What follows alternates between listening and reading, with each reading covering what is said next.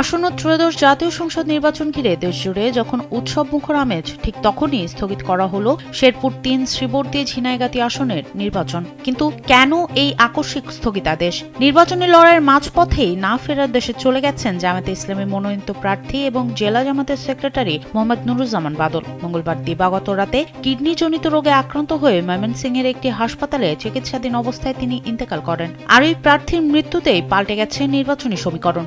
আইনি মারপ্যাচে স্থগিত নির্বাচন নিয়ে অনেকের মনেই প্রশ্ন জাগছে, একজন প্রার্থীর মৃত্যুতে কি পুরো আসনে ভোট গ্রহণ আটকে যায়? উত্তর লুকিয়ে আছে ১৯৭২ সালের গণপ্রতিনিধিত্ব আদেশে ১৭(১) অনুচ্ছেদে। স্যান্ডেলিনা সো, রূপচর্চায় আভিজাত্য।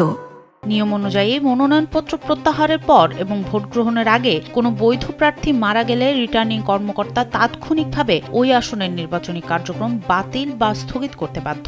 সেই আইন মেনে নির্বাচন কমিশন বুধবার শেরপুর ৩ আসনের ভোট স্থগিত ঘোষণা করেছে। তবে লড়াই এখনই শেষ নয়। ইসি জানিয়েছে খুব শীঘ্রই এই আসনের নতুন তফসিল ঘোষণা করা হবে। মজার বিষয় হলো, যারা আগে থেকেই বৈধ প্রার্থী হিসেবে তালিকায় ছিলেন তাদের নতুন করে কোনো ফর্ম জমা বা জামানত দিতে হবে না। শুধু নুরুজ্জামান বাদলের শূন্যস্থানে নতুন কোনো প্রার্থী অংশ নেওয়ার সুযোগ পাবেন।